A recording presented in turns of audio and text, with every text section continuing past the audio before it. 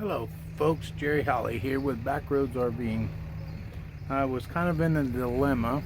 I needed some landing blocks for my RV, and I started looking online, and with this RV being so heavy, to get the appropriate ones was going to be very expensive. And now most of you know that I'm retired now, so I thought maybe I can build them cheaper than I can buy them.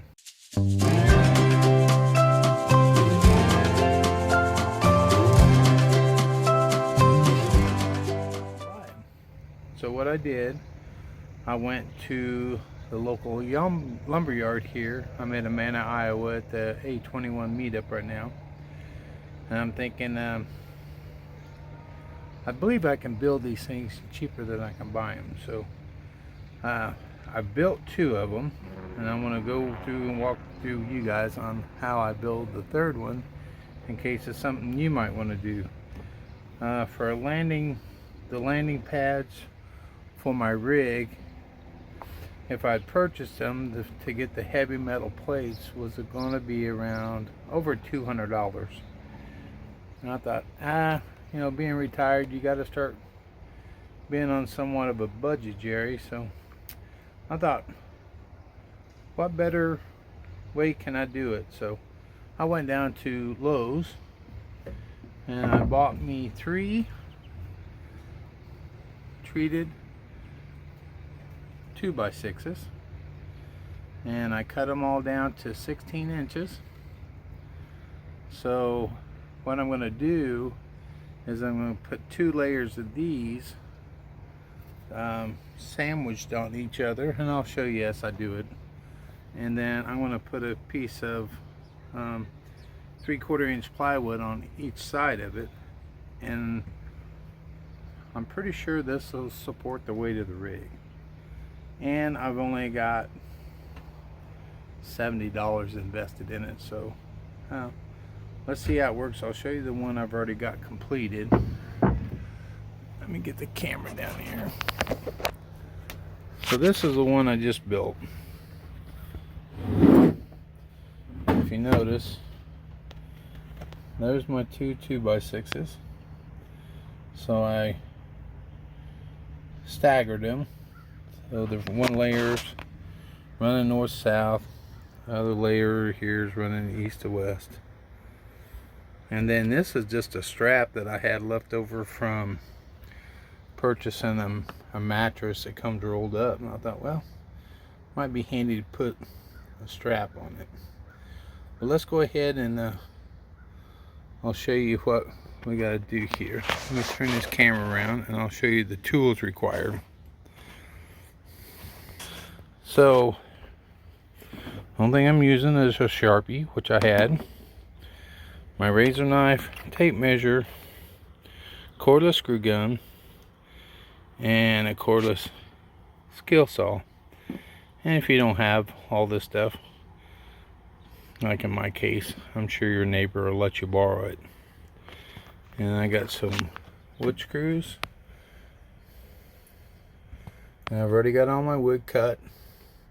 So let's get to putting this thing together, and I'll show you how it's done. If I can get the camera angle right, let me set this one down out of the way.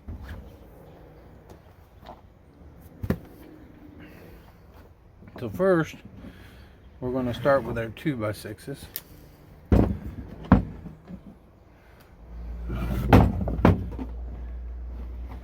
I did have them pre-cut at Lowe's for me, so I didn't have to do all this cutting. Although, to get a true 16x16, I will have to trim 2 of these 2x6s down. Let me see if I can get a little bit better camera angle so you can see what I'm doing here.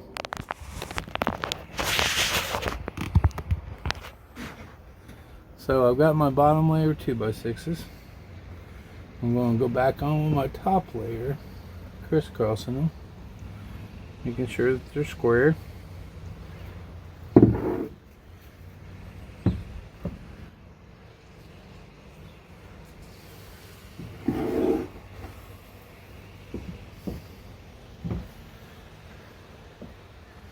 And since I'm using 2x6s, we all know they're 5.5 inches wide.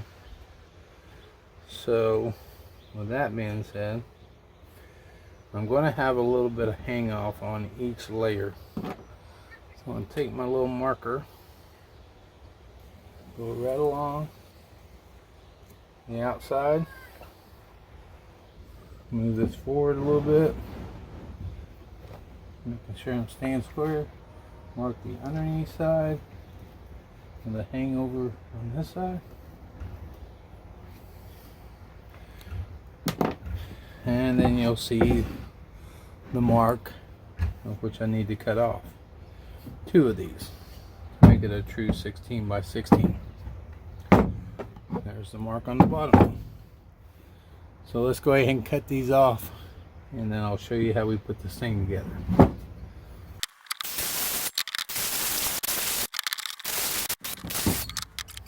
Now we've got our 2 cuts completed. I always put my cut piece in the center.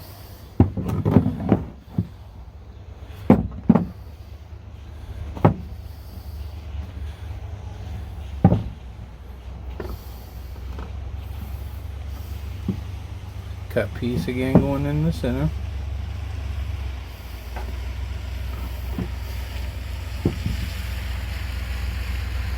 And now we have a true 16 by 16 square. Now we simply attach these together.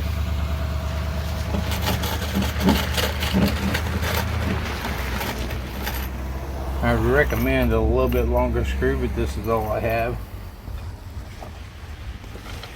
But I'll just sink them down because you won't ever see these screws anyway. So let's get this thing screwed together.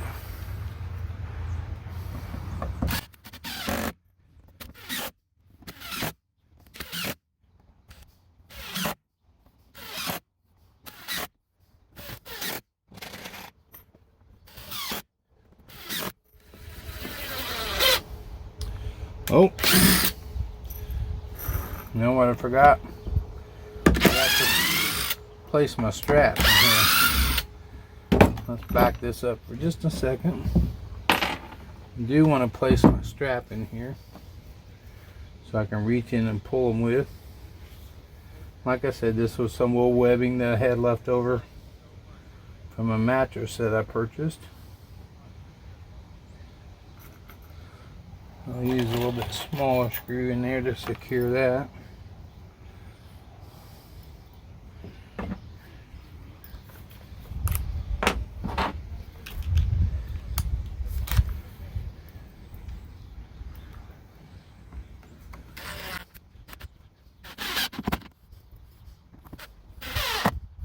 Let's use a screw in there. I got the turns together. I mean, I have to change straps later on. No big deal.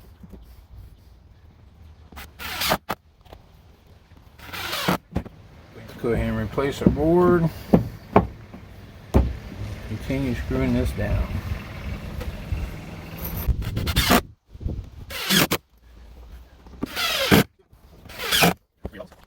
So let's continue screwing this thing down.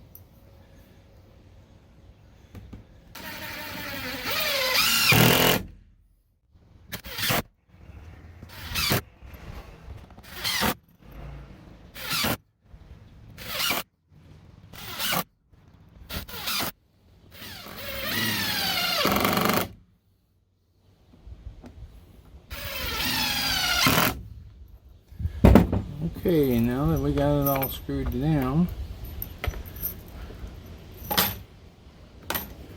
we're going to take our 3/4 inch plywood, place it on top, leveling it in. It don't have to be perfect. And we're going to screw this down.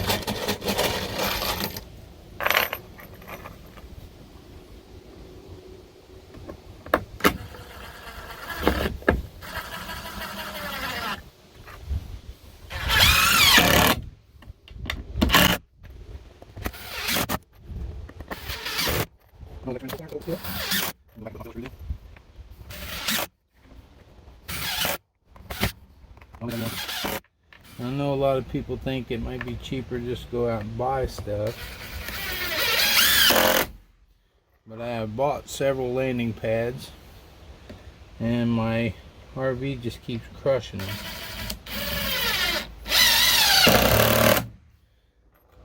So I'm going to go this route and see how long these hold up. I'll be sure to let you guys, keep you guys posted on how they hold up throughout the travels.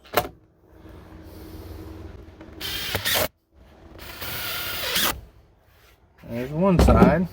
Now we're going to flip it over, and I'm going to put one top and bottom. So once again, you just square it up. It don't have to be perfect. And we'll screw this side in.